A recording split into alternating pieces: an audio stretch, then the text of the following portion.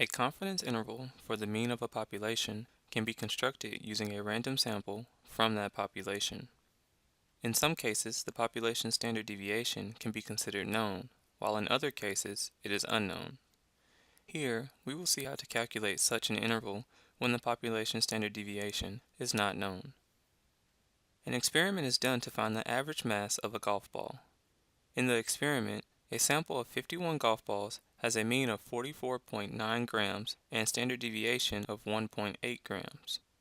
Construct a 95% confidence interval to estimate the mean weight of golf balls.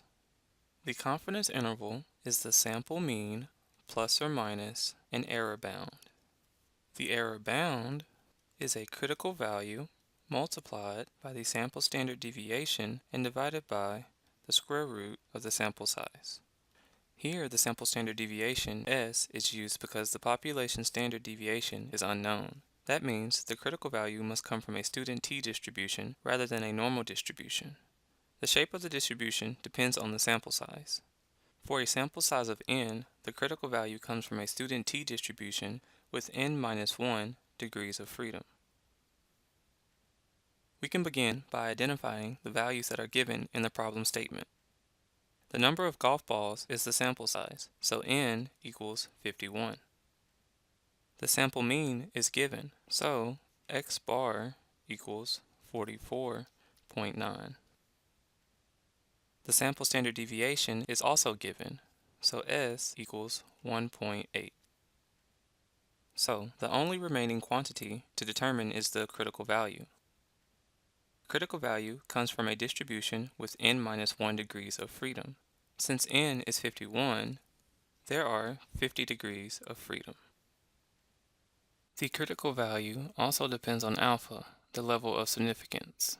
Alpha is 1 minus the confidence level, so alpha equals 0.05.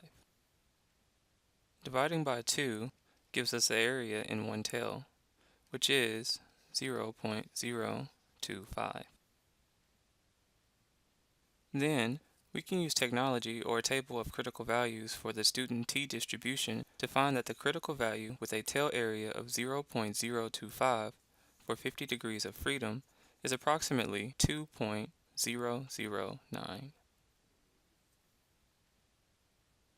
Now we can calculate the confidence interval using the values identified for each of the variables. Begin by calculating the margin of error, or error bound. Substitute the values for the critical value, sample standard deviation, and sample size, and then evaluate the result to get 0.506. Now we can use the sample mean with the error bound to calculate the interval. The interval is the mean plus or minus the error bound.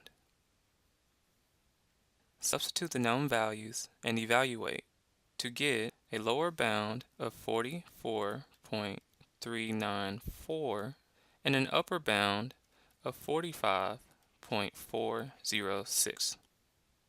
This confidence interval means that based on the sample data, we can be 95% confident that the population mean is within the bounds given by the interval.